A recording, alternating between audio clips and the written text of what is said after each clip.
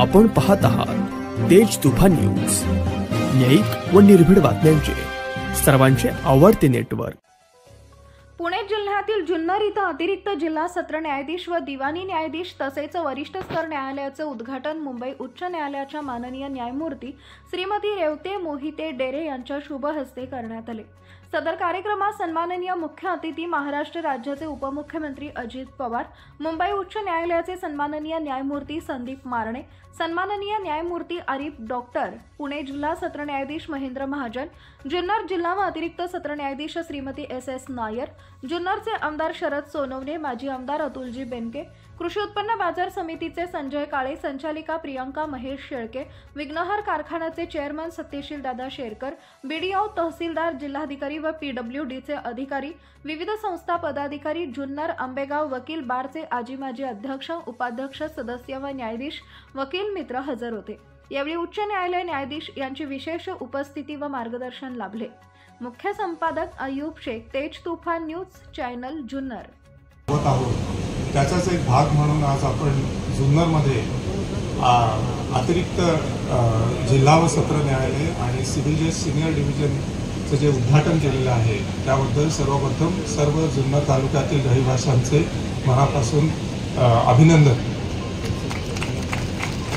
आजच्या ह्या दिमागदार सोहळ्यानिमित्त मंचावर उपस्थित असलेल्या माझ्या ज्येष्ठ भगिनी जस्टिस रेवती मोहिते डेरे, महाराष्ट्राचे लोकप्रिय उपमुख्यमंत्री अजित पवार साहेब, माझे सहकारी जस्टिस आरिफ डॉक्टर साहेब, पुण्याचे प्रधान न्यायाधीश महेंद्र महाजन साहेब, आता उद्यापासून जे पदग्रहण करतील आणि डिस्ट्रिक्ट जज म्हणून ज्या ॲक्ट करतील त्या एस नायर मॅडम, तसेच सिव्हिल जज सिनियर डिव्हिजन हुसेन साहेब, Maharashtra bar council of Maharashtra आणि गोवाचे व्हाईस चेअरमन अहमद खान पठाण साहेब, तसेच बार काउन्सिलचे मेंबर्स निंबाळकर साहेब, उमाप साहेब आणि कोंडे देशमुख साहेब, सर्व न्यायिक अधिकारी, वकील बंधू भगिनींनो, सर्वांना माझा नमस्कार। शिवनेरीच्या पायथ्यावर वसलेल्या जुन्नर येथून आज आपल्याला संबोधित करताना मला खूप आनंद होत आहे। आज सकाळी मी आणि डेरे मॅडम शिवनेरीचा थोडासा फेरफटका मारून आलो आणि खरंच सुरेख प्रकारे गड मेंटेन केलेला आहे।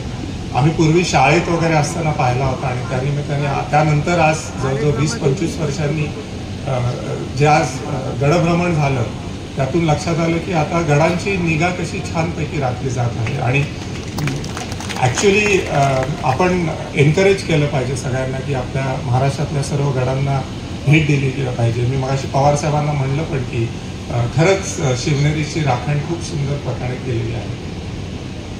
जस्टिस रेवती मोहिते डेरे, माननीय मुख्यमंत्री श्री पवार साहेब, जस्टिस संदीप मारणे, पुणे डिस्ट्रिक्ट कोर्टचे डिस्ट्रिक्ट जज महाजन साहेब आणि सर्व बार मेंबर्स, आपल्या माझा नमस्कार। It is indeed an honor and a privilege for me to be here today. Only a few days ago we were inaugurating the new courts in Indapur, and this is not merely expansion of infrastructure but a reaffirmation of the commitment to the fundamental principles of democracy and justice delivery in our great nation. There's a saying, न्याय दरात मिलाला पाहिजे. Forgive me for my pronunciation, may not be the most accurate, but justice must be available at your doorstep. And the exercise that you heard Principal District Judge say that is in progress is that justice now will be available at your doorstep. The district judiciary is the backbone of our judiciary system. In any system of judiciary or any hierarchy, it's normally pyramid based. The Honorable Supreme Court stands at the top.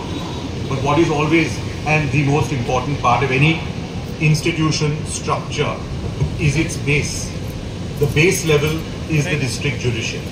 And if the district judiciary stands strong, then any structure stands strong. And that supports the entire edifice of the entire structure. It is thus that these district courts will make this a reality for most people. The district courts are in fact the first and only point of access of justice.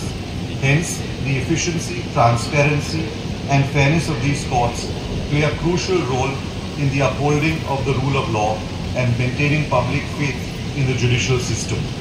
So none of the judges, the judicial officers, the advocates practicing here can ever forget or undermine the importance of the role they play in the institution that we are all a part of. Yes.